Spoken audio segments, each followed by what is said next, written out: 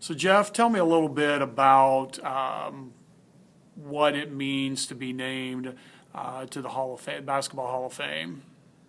Well, I mean, I don't want to say it was a relief at first, but when you get that notification I got a notification about a month ahead of time that I might get in this time, that usually that 400 wins is kind of what secures it, I guess, but they're like, nah, everybody gets in on the first time, and like based on the candidates this year, we're pretty sure that you will be getting in, but I still had to kind of wait to find out, but it just kind of makes you, I think it takes you back through time and history as much as anything, like how I got started and the opportunity that Wayne Rubach gave me a long time ago. He saw something in me to start the girls' freshman program here.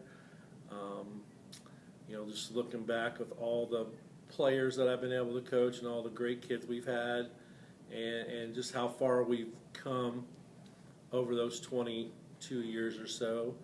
It has been a real blessing, and I feel very honored to be in this situation, I guess. What do you think the committee's looking for whenever they select their class? I think, number one, it comes down to, unfortunately, wins or that commitment to the program, but that's kind of how, unfortunately, most of our society is based on, is the success. And, I always say that I probably did my best coaching job on one of the teams that was not supposed to do very well. I was told we won't win 12 games, and we happened to win 20 that year. And, we didn't get one thing for that, not one recognition, but I would say you don't always get rewarded when you do your best job. I guess it's kind of more of a longevity type of thing, but, I wouldn't be sitting here without all the great players and then all the coaches that have worked with me on my staff for so long. I've been very blessed to have Aaron and Troy the last 10 years, and then Megan McDonald, who played more games for me than any person I've ever coached. Lacey Althoff also joined our staff this last year, and all of my junior high coaches. But to have that cohesiveness between us for the last 10 years really makes a huge difference in a program, instead of having that rapid turnover of assistants. It helps everything flow really smooth. And I guess one final question on this would be, you've had all kinds of players, all kinds of success in the program. If you could narrow that down to a couple of your favorite moments over the last 20-some years, what pops to mind?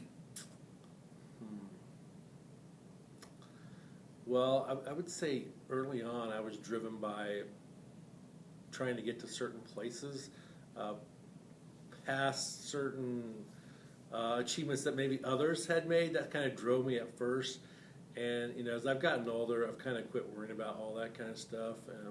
Maybe because I'm in a better place.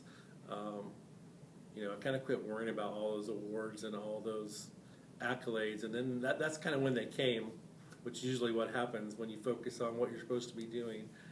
But I would say, definitely my daughter's getting to coach my kid, and the success that we've had the last 4 years. But, it's still no different than the first year that we won 5. We won a whopping 5 games.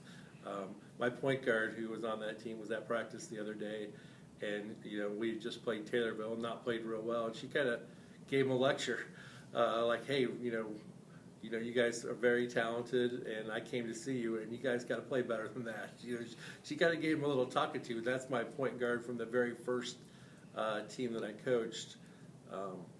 I think probably just the biggest thing is the relationships along the way, like having those former players come back and sit in the stands and be part of a program, and then all the way down to like 3rd grade now. I mean, we have a really good system intact to where, like last year when we made it to the Elite 8, we didn't buy 25 T-shirts to celebrate our high school. We bought 90, and all the way, nice enough the sports backers to help me with that, but give them all the way out down to 3rd grade, because it's not just us. I mean, we want those younger kids to be future hearts someday.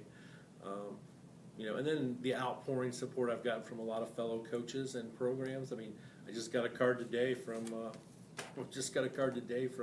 Neoga, and all their kids signed it. It came from Kim and Seth there at Neoga. So, it's just really cool to see the outpouring support as well, because it's not just about the basketball, but I would say it's just important, the relationships and we want these kids to be good kids when they get out and good citizens, and these are the kids that are doing that.